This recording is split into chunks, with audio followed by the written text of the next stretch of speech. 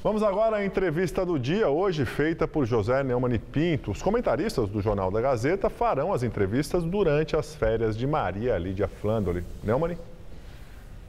Boa noite, professor Guilhom de Albuquerque, paraense, da USP, vem nos falar hoje sobre algo que é muito atual e que, ao mesmo tempo, é a sua preocupação desde os tempos de tese e doutorado, que é a questão das instituições.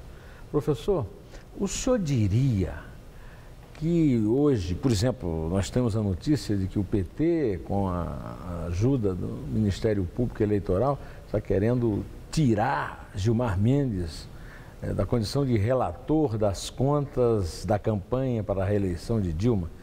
O senhor acha que esse tipo de interferência brutal e atípica pode representar uma crise das instituições na democracia brasileira? Isso reflete uma crise que já vem de algum tempo, né? E reflete essa visão do PT de ter hegemonia sobre tudo, sobre a sociedade, sobre o Estado, sobre as instituições, né? Porque ele já tem controle praticamente 8 dos 11 ministros. Então, por que precisa fazer esse tipo de ação tão agressiva, né? O Ricardo Noblat escreveu em seu blog que a principal razão disso é exatamente pressionar Gilmar Mendes para que ele não faça, digamos, um relatório tão independente. O senhor acredita que possa ter esse tipo de implicância? Eu acho que esse é o objetivo, sem a menor dúvida é o objetivo. Todas as pessoas que atacam instituições que têm esse objetivo de tirá-las da sua capacidade de funcionar, né? Recentemente nós tivemos um episódio lamentável que foi a antecipação da aposentadoria de Joaquim Barbosa, depois de seu histórico voto do Mensalão, por pressão de militantes petistas irritados com a condenação dos dirigentes do partido.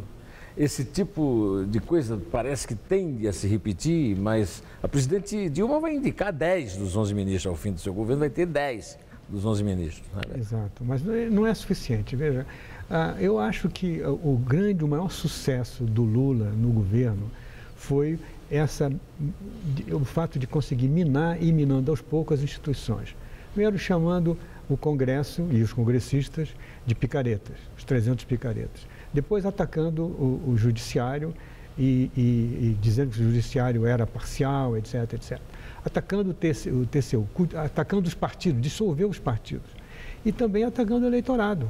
Quer dizer, o próprio eleitorado que votou no Lula na primeira eleição já foi diferente do que votou na segunda eleição, porque ele embaralhou as cartas de tal maneira que você não sabe mais onde está o centro, a direita, a esquerda, né?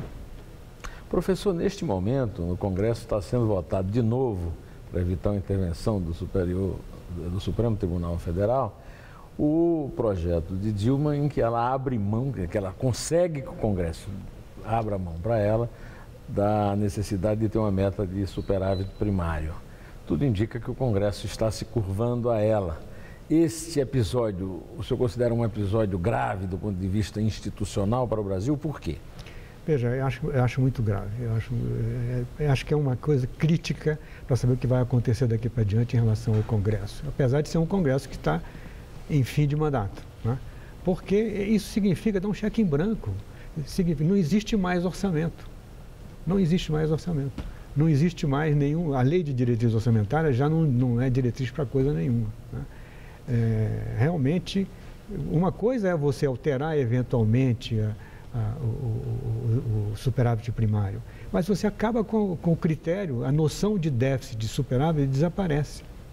Isso afeta também, a seu ver, a grande estrutura, o grande edifício construído no governo Fernando Henrique da responsabilidade fiscal, do rigor nas contas públicas.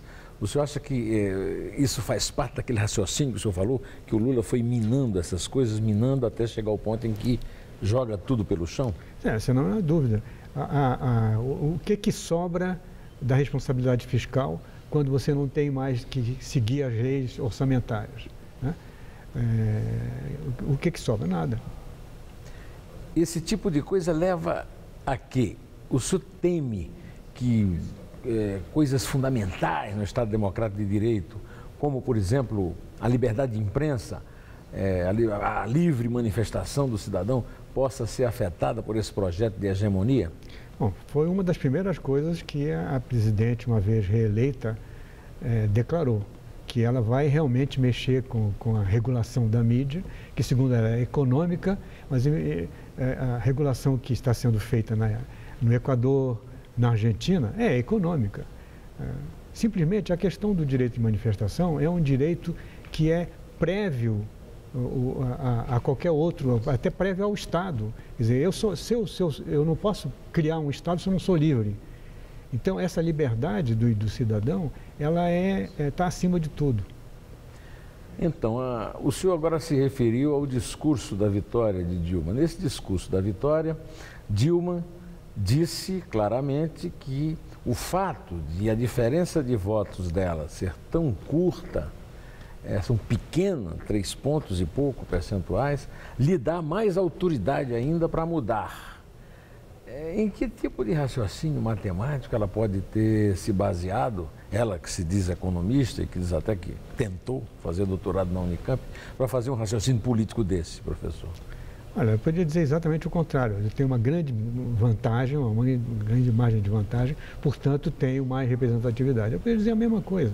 Quer dizer, o raciocínio não é matemático e nem político. É um raciocínio voltado para a propaganda, voltado para o marketing. Né? Professor, esse tipo de raciocínio plebiscitário, a Dilma também, nesse discurso que nós estamos conversando sobre ele, fez uma referência a uma espécie de plebiscito, em que ela teria vencido o plebiscito do confronto com o que representava algo que era contra o projeto de governo deles. Esse tipo de aposta no plebiscito é, na sua opinião, mais um passo na direção de um Estado de democracia direta e jogando no lixo a democracia representativa, que dá mais trabalho? Veja, a democracia representativa, ela é, em princípio, incompatível com o plebiscito e com o referendo. Porque ou você representa, ou você tem uma delegação. Né? A ideia de que você vai submeter a decisão popular, ao invés de ser da representação popular, ela é contraditória. Né?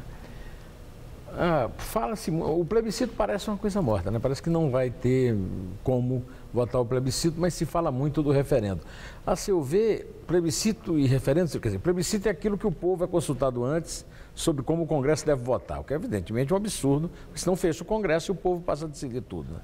Mas referendo não deixa de ser também uma captura de minúcio do Congresso, né, professor? Porque o Congresso vota uma lei, você submete ao povo para saber se o Congresso votou certo ou não. Quer dizer, se desmoraliza completamente o Congresso e a democracia representativa, esse tipo de solução, né? Claro, claro. O que acontece é que existe uma desconfiança da representação. Né? A ideia de que a democracia tem que ser uma democracia direta. Essa democracia direta, ela é historicamente sempre uma democracia despótica, porque ela é controlada de cima para baixo pelos dirigentes e dão uma falsa escolha ao eleitorado. A história inclusive mostra, né, professor, os plebiscitos funcionando para construir e solidificar regimes totalitários. O Hitler ganhou todos os plebiscitos dele. Eu acompanhei uma eleição do Alfredo Stroessner no Paraná, em que ele teve 99% dos votos. Mussolini ganhou plebiscitos. Os bolivarianos também são chegados a um plebiscito. Né?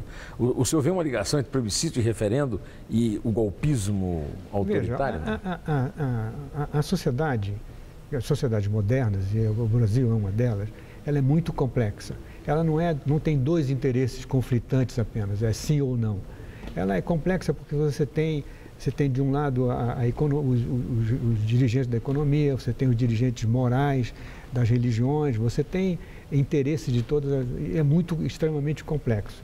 Então você não pode transformar isso numa questão de sim ou não. Né? É por isso que os ditadores e aqueles que são futuros ditadores gostam de tirar o Congresso, porque o Congresso é complexo, porque ele representa também muitos interesses, muitas ideias, muitos objetivos, e facilitar as coisas fazendo tudo ou nada. graças a Deus, nós ainda podemos ouvir palavras lúcidas, como a palavra do professor Guilhom de Albuquerque aqui na Gazeta. Vamos esperar que as instituições sejam mantidas para que nós possamos ainda vir a gozar muitas vezes desse privilégio. Até lá, amanhã eu estou aqui comentando, hein?